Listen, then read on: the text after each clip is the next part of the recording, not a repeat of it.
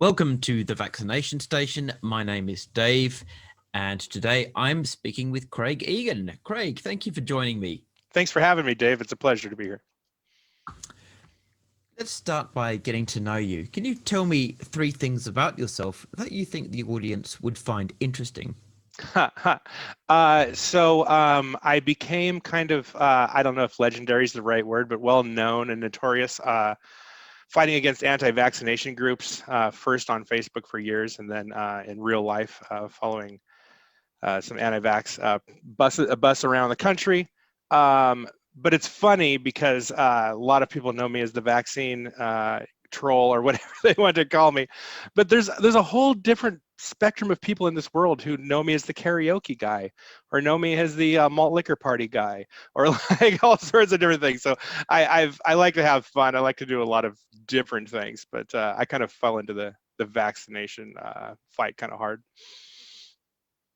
What do you do when you're not trolling anti-vaxxers? Well, before the pandemic, I very much enjoyed karaoke, and just what I like being online and chatting with people, and arguing with people. Before vaccines, it was politics and things of that nature.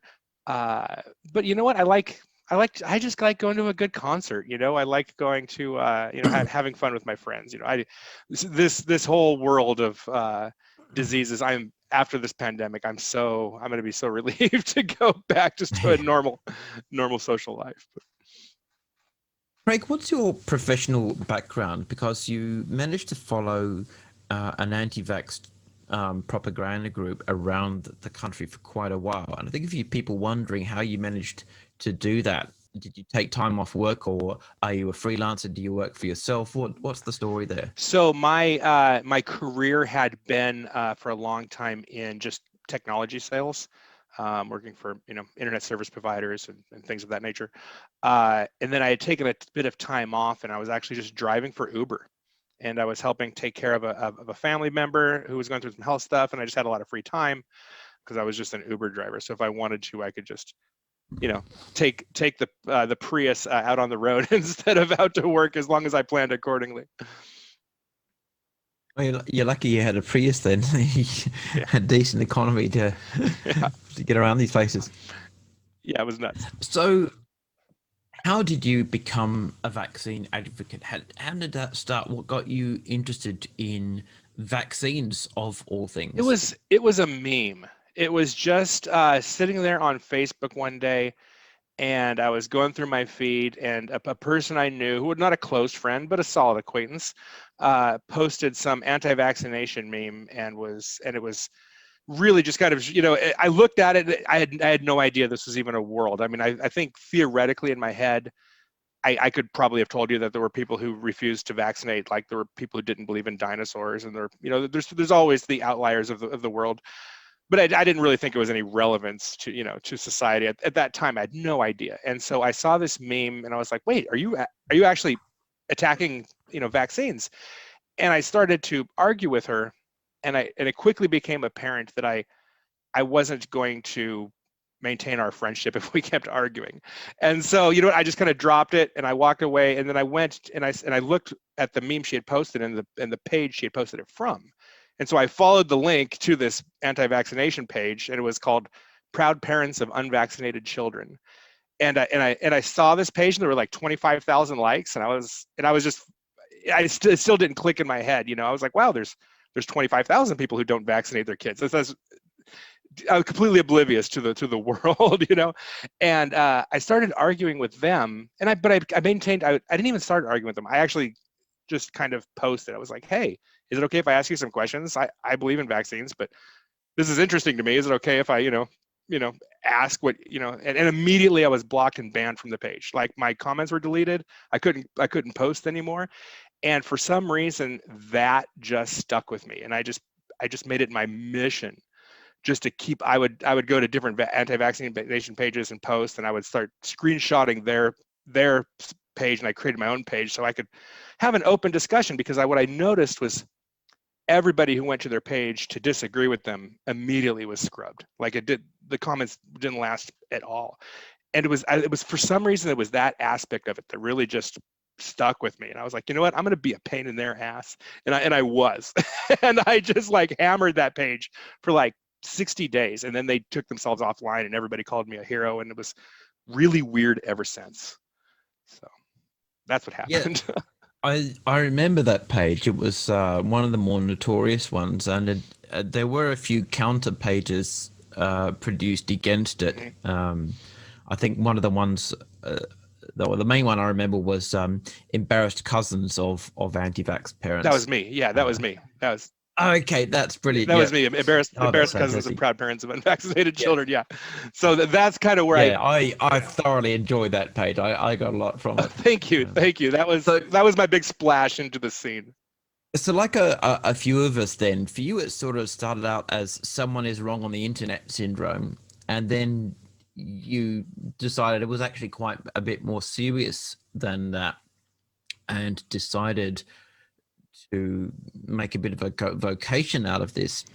But what was it about vaccination that stirred you more than, say, any other issue, like say arguing about organic food or nuclear power or something else in society that's a big hot button issue? Why vaccines? What it was for me was that you're exactly right. It started with that someone's wrong on the internet syndrome. As I'm gonna correct this person because they're clearly wrong, and they want to argue with me, and they're very passionate about it. But it quickly became just horrifying, because because there's kids involved, and that's what it centers around. You can argue about GMOs and organic food, and you can argue if the moon landing was faked, or if the Queen of England is a shape-shifting reptile or whatever. But all that is kind of abstract until you start making medical decisions for your kids based on absolute rubbish, And so, and that's really kind of what really kept me going, is I would get into these anti-vaccination groups, and I would spy on them, and I would argue with them and whatever. But it was always just a complete rejection of modern medicine and just really horrifying advice you would see these people give. And anytime anybody else came in and said, you know what, that advice is very dangerous, you're going to kill your kid like that, the comments were scrubbed and they were eliminated from the conversation, and or they were ganged up on and just shouted out. And it just I don't know, for some reason it was a combination of horrifying and honestly, I just became really good at it, and it just, there's a camaraderie where there's a whole, group of people, a community of people who are in this fight, and it all just clicked with me. It all just clicked together. The importance of it, the gravity of the situation, the players involved were fascinating on both sides, and it's just, I don't know. It just became, I don't know. Half of it was just luck and just fate, and half of some of it was just too fascinating to walk away from, honestly. So, not being someone with a scientific or medical background, where did you go for sources of information to combat anti-vax propaganda? So I am lucky to was quickly swept into some groups of people that are way more professional and educated than I am. I'm in some very great pro-vaccination groups where I feel like I'm the little kid sitting on the phone book at the Thanksgiving table, with the big kids. But so I had a great support system. But really, for me, pulling out the better citation than the person you're arguing with is sometimes following into the trap. because they want to say, okay, this is an argument of citations, and I've got my citation, you've got your citation, and we'll let everybody decide for themselves. And really, you kind of just have to kind of sometimes walk away from that and just kind of look at the bigger picture and just point out the ridiculousness of the arguments, the disingenuousness of the arguments, showing, hey, you know what, you're against this particular thing in vaccines, but if we took it out, you'd still be against vaccines because you're against all the other vaccines that don't use aluminum as an adjuvant, or whatever the case is. And so if you can show that their argument isn't about facts at all, it's about a dishonest representation of what they're claiming the facts are, but it's all ideological based, and it's you kind of have to, I don't know, debunk a different part of the argument than just trying to battle with my citation's better than yours. At which point in an argument do you decide, okay, we're done here, and how do you sort of make that assessment? So my golden rule, especially arguing online, is you are never going to change the mind of the person you're arguing with. You need to argue for the observers. And so if people are watching and you kind of get the sense that people are maybe taking something away from the argument, I'll go 700 comments. I'll just keep going. As long as I feel like it's productive, that I'm demonstrating something to people watching. That said, there are a couple of things that make me snap, and I hope I can say this on your podcast, but lose my shit. and it's when people really start, I don't know, diminishing the consequences of diseases, and when people start, there is certain, I don't know what it is, but there's. It doesn't happen in the arguments very often, but sometimes somebody will say something that gets under my skin, and I'll just let loose on them, and then we're not having a constructive conversation anymore, and then I'll have to walk away when I lose my cool. But if it's a constructive conversation, even if their argument's absolutely ridiculous, as long as I can keep pointing that out using facts and logic and often humor, and if there's people who are like positively responding to it, I'll go all night. Sometimes I should walk away earlier, honestly. Yeah, the trivialization of diseases which are actually extremely serious is definitely a common trope in anti-vax circles. And the irony is they only see them as trivial diseases because vaccines have been so successful in variously diminishing or eliminating them from local populations. I definitely agree with what you were saying about the importance of speaking for the observers. Got to always remember there is an audience to whatever you are saying online, and although you might not be influencing the person you are arguing with, there's a very strong possibility that you are influencing many other people who are more reasonable and are silently watching and learning from the argument and coming to sensible conclusions as a result. And I think that's something that it's sometimes overlooked. People might walk away too early from a discussion where they could hammer out a few more points and just at least cover some bases, get a few more issues aired so that other people have an opportunity to see some pushback for these common anti-vax arguments, because that's really important. Pardon me. Yeah, and I think you hit upon another part of why I do this, and why even though my following the Vaxxed Bus Around adventure wasn't the most organized or professional or probably even effective exercise, what I really want to get into people is that you have to push back. You can't let this stuff just stand.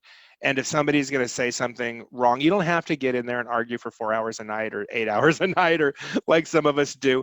But when somebody starts bringing up anti-vax stuff in your community groups, you need to push back at least once. And I think the more people that do, the more power and strength they have together. And it just takes one person with the pushing back at the right moment, at the right time, to really kind of sway the conversation or the argument and really make a difference. So let's get on to the Vaxxed Bus and talk about the whole big thing there.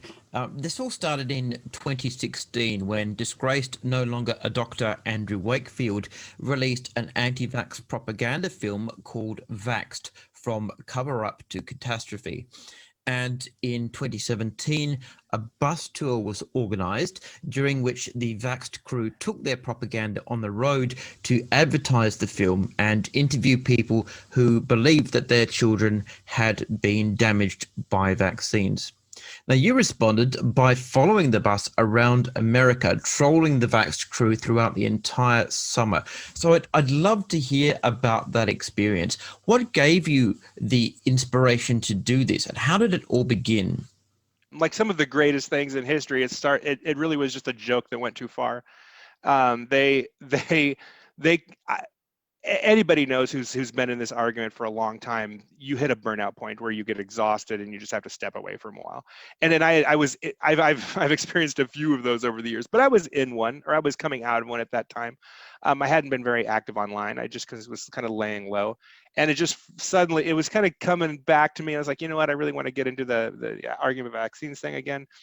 And I saw that the Vax bus was coming around, and they were coming through my town where I lived, which was at the time Tacoma, Washington. And the park they were posting up at was literally like 4 blocks from my house. It couldn't have been closer. And so I took that as a secular sign, if you will, to say, you know what, this is going to be my catalyst. I'm just going to grab some. I just went down to, like, the office supply store and just bought a poster board and some Sharpies, and just hand drew just, vaccines save lives on a piece of, paper. It wasn't anything special. And just went down and stood there with a sign and was like, you know what, I'm just going to go do that. And magically enough, and this actually happened multiple times throughout my adventure, but when I showed up, at the same time, a film crew showed up for a local news broadcast. And he was kind of, surveying the scene, hadn't talked to anybody yet, and kind of waved at me from across the park and was like, hey, come over here and talk to me. And so I came over, and he said he was with the news. He was there to cover it. He wanted to get my input first because he kind of was under the impression that if he talked to the vaxxed people first, they were going to have a hard time with him talking to me afterwards. So he kind of wanted to talk to me before they knew who he was. And so I got on the news and said my spiel. It was edited. It was, Fox News. What are you going to do? But I was on there, and I kind of joked about it. I was like, man, that was easy. I should see where their next stops are. I wonder if there's any more local, maybe they went up to Seattle or something. So I looked, and sure enough, there was a couple more in my state. And so I decided I'm going to go to those as well. And the next one was actually a Q&A session with Andrew Wakefield at like a church, and kind of a showing of like a truncated version of Vaxxed. And so I decided to go to that, and I was setting it all up, and I kind of made a joke to my girlfriend. I was like, wouldn't it be funny if I just followed them around the country like the Grateful Dead, and just went everywhere they went, and just every time they pulled into a new city, there I was. And I made that joke online, and somebody else is like, hey, you should do a GoFundMe. And so I said, sure. And that GoFundMe just took off. People just were like, go to the next city, Craig, go to the next city, Craig. And like a month and a half later, I'm still out on the road. And it went out of control. And in retrospect, it was, I'm absolutely glad I did it, and I will never do it again. But it was fun. So I followed the Vaxxed group around, and whenever they showed up to a city, there I was with my single protest sign, sometimes for a couple hours, sometimes for many hours, depending on the heat. But I was just trying to be a thorn in their side, and I was, and it was a heck of a road trip. Did they have a publicized schedule that you could follow to anticipate where they would be? Or was there some other way that you were able to track their movements? Yeah, so initially they did. And then at some point they got very tired of me and decided to stop going to their public locations. And they were having it at either, either at a private residence. They would just pull up at somebody's house. And so in those cases, I did not follow them, even if I could have. I was like, you know what, that's cool. And I considered that a win. If you're not going to be at a public park, you're not going to be set up in front of some pediatrician's office, or something like that. And my whole thing was, there was absolutely no way I was going to convince them that they were wrong, and I was going to be their, come to Jesus moment where they were like, oh, Craig, you make a good point. We're going to shut down the Vax bus. Of course not, right? But what I want to do is at least push them into hiding so they're not spreading their influence to passerbys. And so when they would pull up in a private residence, that's cool with me. Go film your little movie. I pushed you out of the parking lots, right? But yeah, at some point they got kind of annoyed with me and started going more hidden. And sometimes it was a private residence, and sometimes it was more just a secret location, like the old rave days where you just had to know somebody who knew somebody who told you where it was going to be, where the spot was. And some of those we found. We found that in Minnesota, I think it was, and they were they pulled into this park, and we were already there waiting for them. And then we had a big crew. That city, we actually had like probably a dozen people protesting them, and then we called the park rangers on them for filming a movie without a permit. But that was so the park ranger came and told them they couldn't film their movie unless it was inside their bus. And so anyway, it was we had fun with it, but yeah, they started going into hiding towards the end there. How did you, once they switched to private locations, then how did you find out where they were going? So one of the best ones was that one where we decided the best way to do it was to email them from a made-up email address and tell them that we wanted to tell a Vax injury story on their bus. And of course, anybody with any vaccine injury story, oh yeah, we're going to be at this location. And so my girlfriend made up this story that was basically like she got the HPV vaccine, and then she was like 15 years old, and then suddenly she had weight gain, and she had like cramping, and basically she just described like all like the symptoms of puberty to them as a vaccine injury, and they were like, oh yeah, you need to come in and get on film, and here's the location, and make sure you don't tell Craig Egan where it's at because we don't want him to be there. Like literally in the email they're like, make sure you keep this secret from Craig. And we're just like, cool, right? Thanks for telling us where you're at. So it was it was stuff like that. We there was some really hilarious moments. Yeah, it was good. That is absolute genius, and yeah, it's just a beautiful irony as well. I really respect the fact that you stayed away from private residences, because that shows a respect of boundaries that we very rarely get from anti-vaxxers themselves. And I think that speaks to another point, at when we're combating anti-vaxxers. It is important to avoid sinking to their level. We've got to maintain the higher moral ground and just show the right way to behave in these situations, and show that we're not on the same level as them. And it's not just that we have the right arguments, but that we are decent people going about this in a decent way, and we expect that of everyone else involved in the debate. I think that's a really significant issue. Thank you. And I will admit, there was one time where maybe I would have handled it differently. So I had one stop in Montana where we were at this park. It was across the street from the Capitol building. And as luck would have it, the Vax crew set up across the street from a bagpipe convention. And so there was all these like bagpipe people playing across the street. And so they couldn't record their movie in their bus because it was too loud because of the bagpipe players. And so they moved to another park, and we followed them there, and that was that. But it gave me, it's planted the seed in my head that we could interrupt them by making noise. And so one of the next locations, we were in Kansas City, I believe it was, the day of the eclipse. They were in this parking lot in front of a chiropractor's office, as was often the case. And I had this great idea that I was going to get an air horn and a sign that just said like, honk if you love vaccines. And people would drive through and they would see the Vax bus, and they would see me with this honk if you love vaccines sign, and they would honk, and then I would honk my air horn. And it was great fun until later we saw the videotape of inside the bus, and there's this mom talking about how her child died, and she's blaming it on vaccines, and it's not what happened, but that's besides the point, because here's this grieving mom, and I'm outside making a ruckus and honking this horn and laughing, and it was gutting to everybody. And it really kind of illustrated really the tightrope walk you have to do with this, because there's a lot of different things involved. One, you have to be sensitive to a grieving mom. Two, you have to realize that that grieving mom is mistaken and putting other children in danger with her stories. And then you have to realize that even if that's the case, still arguing with her makes you look like a dick. And so it's just, it becomes tricky. But I apologize for that. I didn't want to cause her any more grief than she's already going through, even if she's dead wrong about what happened. So yeah, it's tricky. It's very difficult, because that's the sacred cow of the anti-vax world, is these parental stories. And even if they're mistaken, they're still dangerous, and it becomes weaponized by the anti-vaxxers.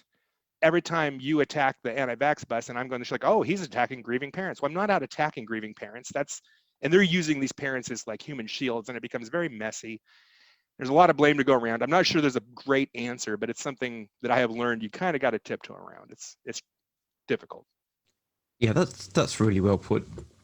What did you do for accommodation on your Vaxxed Troll tour? Did you book ahead to different venues and just grab a local motel, or did you just show up and hope that you'd be able to get somewhere? What was the story? So in most cases, yeah, we just used like Priceline. We just kind of just I don't know, the cities, and Branson or wherever we were, it doesn't really matter. So we just used an app to find hotels. There were some places there were some stops along the way where we knew people, and then they invited us into their home, and we networked people, and there was interviews that we did with medical professionals at certain locations. And so we tried to network it, but we also just ended up staying at a lot of really interesting hotels that our Priceline app just happened to give us on a whim. It was kind of an adventure all around. Yeah, it was good.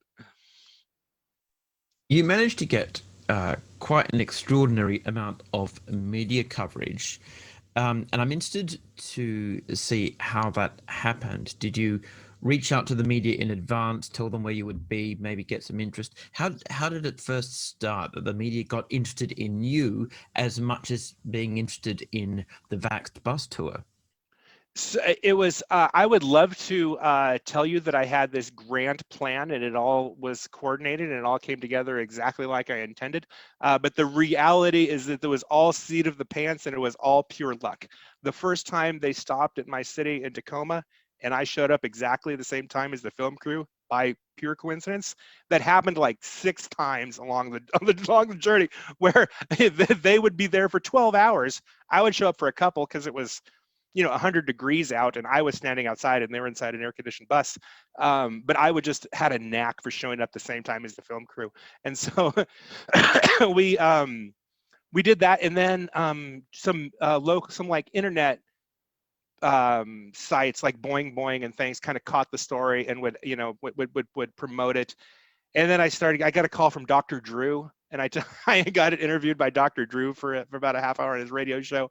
But it was all just luck and other people just kind of catching the story and believing in it. I really wish I could say I was a genius media marketer, but I'm absolutely not. What was the most challenging aspect of your Vaxxed Bust marathon?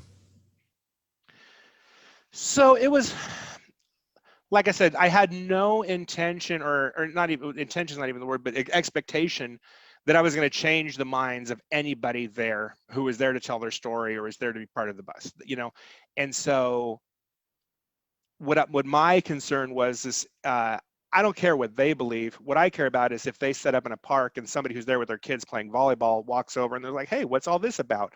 I want to be able to talk to that person too, and not just have a one-sided description of the Vaxxed bus from the Vaxxed people. So that was my intention. I wanted to make sure that, if I could, either be a pain in their ass so they had to go into hiding, or at the very least I was there so just passerbys walking by wondering what the bus was about had somebody reasonable to talk to. But keeping that, actually making that happen was kind of few and far between. A lot of times they were off kind of in the corner and nobody did wander up. So I was just standing there with a sign looking stupid for a couple hours, and it was fine. It was good. But it was just kind of, I just kind of had to keep on keeping on and say, you know what, even if I'm not being as effective as I'd hoped to be or whatever, I know in the big picture that I was, and in the big picture I did. They stopped going to public, locations. They cut their stops down like by half. They started skipping cities or going into hiding, and so it made a real effect. But at the beginning, it felt useless. It felt fun, and I was good to be a pain, but I was like, am I really making a difference? And it was just kind of getting over that in my head, I think, was the biggest challenge. So, how did anti vaxxers respond to you? Firstly, how did the vaxxed crew respond to you? And any other anti vaxxers who were in attendance, maybe parents or other activists? Yeah, so there was a spectrum, and it was very interesting. At first, the Vaxxed crew was at least civil to me at the very beginning, and they were cool with me. I wasn't in their face. I wasn't trying to assault them in any way. I was just standing there, with a sign. And so it was civil. I had some parents come up to me and they're like, my child has this condition because of vaccines, and it's very difficult to argue with somebody about their own kid.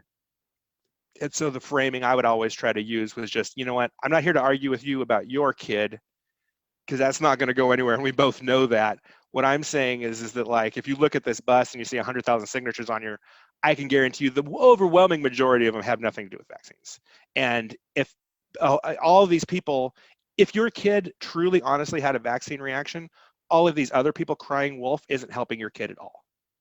And that's kind of the way I would try to do it. Was I'm not going to argue with you, but I'm just saying, in the big picture, I think the majority of you are wrong, and you can deduce from that what you will. But it was civil.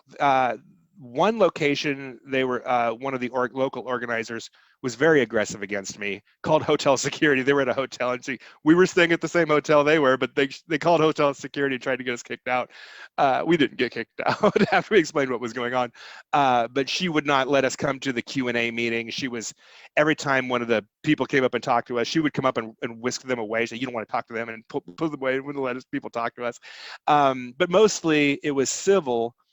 And then it actually became friendly. It became to a point where they actually gave me some goodie bags of non-GMO gummy bears and some weird stuff they got over at the Whole Foods or whatever. I took it with the humor and grace that it was intended, and it was fine. And then there was the incident with the air horn and the noise, and it kind of soured from there. And so that's where we kind of ended up being more argumentative. I think at that point, after the air horn thing, it started raining, so we left. And as we were pulling out of the parking lot, a police car was pulling in. And so I don't know if they called the police on us or what, but at that point, it was a little more, non-civil. But I don't know, like I said, there was an evolution involved and it was a spectrum, but nobody was violent I'll take that back. So they did have an interview. What's the guy? Some conspiracy theorist radio show guy, some Alex Jones knockoff type who believes in the Georgia Guidestones and the Illuminati and the lizard people and all these things. They were interviewing him on the bus, and he basically, they brought up me, and they were at a private location, and she was like, I guess the troll didn't follow us to his private location. And he basically said that when society collapses, I was going to be the first person he hung from a noose. And I was like, whoa, all right, dude, Mr. Conspiracy Guy. He was like, and he was very serious about it. He was very serious about it. He was going to hunt me down personally when the coast was clear. And I was like, well, that's cool, man. All right, I'm glad we're on that level. But for the most part, everybody was nice. What did you hope to achieve by following the Vaxxed bus around, and what do you feel that you achieved? So like I said, it was it was a joke that got out of control. I wasn't aiming to go on the trip, much less have some grand achievement involved. It was kind of trust the journey and we'll see where it ends up. Seat of the pants kind of thing. I saw, the opportunity kept putting itself, hey, more people are paying money for you to go to this other city just because they hate the anti-vaxxers as much as you do, and it's easier for them to donate $100 than it is to follow them around themselves. And so, so really it was, like I said, the original intention was to either drive them underground or to be there to talk to people who wandered upon them. And then ultimately also just, there was a lot of people getting enjoyment out of just sticking it to the anti-vaxxers, not because we were going to stop them from hurting the world, just because it was cool to poke them once and have them get pissed about it, and just because we've been fighting against these people for years and they're causing real damage. And it was just kind of cathartic to a lot of people to see them just, getting really upset at this, just dorky dude following them around with a sign and how upset they were getting about it. So it just it became a thing in and of itself, even if it didn't have really grand aspirations. I think it was still a net positive.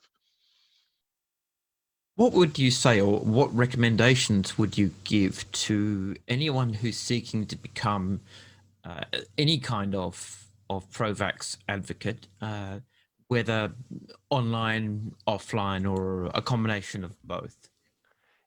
Yeah. So don't. Oh my God, don't do it. No, I'm kidding. No. It's rewarding and it's important. And the thing is that the more people who do it, the easier it is for all of us. And the problem is that the people who are wrong are also really loud, and they can be really vicious. And sometimes when there's just a few of us, it becomes overwhelming. And I think if everybody just did a little bit, just pushed back a little bit, and said, when that parent at the PTA meetings stands up and starts going on about vaccine mandates and how their kid should have a religious exemption or whatever, if more people in that group stood up and said, you know what, actually we support vaccines and this is saving our kids, and this person doesn't speak for us, I think it would make a difference. I know that's the case for every issue, and so, and I get it. You can only, you can only take on so much, but it's an important one, I think. And right now, I think we're seeing it play out in real time, the importance, because this is all very abstract when we're talking about polio, and in truth, a bunch of people in America can skip their polio vaccine and probably have zero chance of ever actually contracting polio. Because the vaccinations have done such a good job of eliminating it. But right now, when it comes to like the COVID-19 vaccine, that's not the case. And we're seeing like in real time it play out, what happens when people do and don't believe in science, and people do and don't, people believe in, BS over, credible sources. And I think, I think, boy, I really hope there's a lesson that we all can take from this. I sometimes become a little bit pessimistic. I think for the longest time, many of us joked that it was going to take a pandemic for anti-vaxxers to wake up and see the truth. And we're in the middle of a pandemic and they're just doubling down. And so it becomes disheartening, but it becomes, I think, more clear how important it is. Yeah, I think I can't remember who said this, but there's a saying that you can't reason someone out of a position they didn't reason themselves into. And I think that's extremely accurate. When people have a position that is not based on logic or reason or verifiable facts, but largely based on feelings or propaganda that they've picked up, or their worldview is so skewed that they don't put things together in a coherent, rational, logical way. They just pick whatever sounds good and they slap it together and say, yeah, there you go. I'm gonna hang my hat on this. It becomes very difficult to reach them. So it's not surprising really that anti-vaxxers did double down during the pandemic, because for many of them, it was all they could do. That this is just their default position when any significant medical issue arises. They have to double down because it's all they've got. But some of the more reasonable ones can and have been persuaded to see the light, I think, during this pandemic, and they've come to realize that their position was not evidence-based, but was in fact based on feelings, anecdotes, uh, lies, propaganda, and they've begun to see where they went wrong. That it wasn't just the information provided to them, but the way they interpreted it, and that I think is the most significant aspect of the whole debate. Both sides want to say, well, our position is evidence based, but we disagree on what constitutes evidence, and we disagree on what constitutes evidence for certain things. So our definition of evidence is at odds. Our respective definitions of evidence are at odds, and the way we interpret what we see as evidence is also very different. So until there is a change in the way of thinking, then we are still going to see the same old traps and the same old anti-vaxxers falling into them because their thinking hasn't changed, which means they are effectively immune to the facts because they cannot afford to accept them and because their worldview won't allow them to do so. Yeah, I agree, and it's and I think even on a simpler level, how hard it is to admit you're wrong on something that you bet the lives of your kid on, you know, and that's a real tough one to say. Oh, and I've had that where parents have either directly or indirectly been influenced by what I said and came around, and I've got like a collection of people emailing me and say, hey, you're the one who convinced me I should go vaccinate my kids. But how hard is it to make that admission that you bought into something that was complete nonsense and risked the lives of your kids over it? And so a lot of people, I don't think they can admit that, and I don't think they ever will. And it just becomes just a loop, a circular loop in their head where there's absolutely no way they can break out of that cycle just because they've already put so much risk and identity into it that admitting they're wrong is just overwhelming. Craig, are you still actively involved in vaccine advocacy? So I go through my ebb and flows where of burnout periods. Currently, I'm on a down tip just because I recently had twins, and so today, as a coincidence, I brought my two twin daughters to the doctor to get 3 vaccination shots and an oral rotavirus vaccine because I walk the walk and because it's important. And that happened just earlier today. We had 6 shots in the family because I eat my own dog food and I practice what I preach. But it's also made me very, very busy and exhausted and honestly covered in spit up half of the day. And so at this current moment, I'm taking a little bit of a sabbatical from the vaccine fight, but I've got some ideas rolling around in my head. I think I may do a YouTube series soon. But currently right now, I'm just taking a breather, honestly. If people want to follow some good vaccine advocates online, whether on Facebook or on a blog or on YouTube or a podcast, who can you recommend? So there's some good ones. There's so many, and I wish I'd had a prepared list. I feel like when you get called for the Oscars and you didn't think you were going to win, but the Reputations to Anti-Vaccine Memes has the greatest meme collection of anti-vaccine memes going. My page is defunct right now, but it was Embarrassed Cousins of Proud Parents of Unvaccinated Children. My friend Allison wrote a wonderful book called Your Baby's Best Shot, and she has a page to follow for that. But there's some good ones out there. It's tricky. It's because what's great is it's refreshing to me that I have way too many pro-vaccine pages to list to really go down and share with you.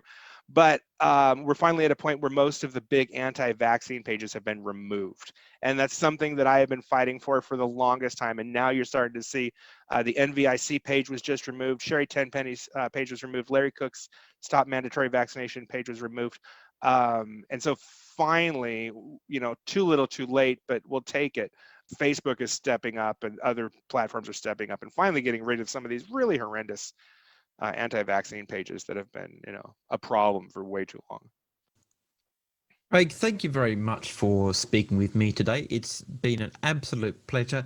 and it's been something I wanted to do for quite a while, to catch up and find out about your story with the Vaxxed Bus propaganda tour.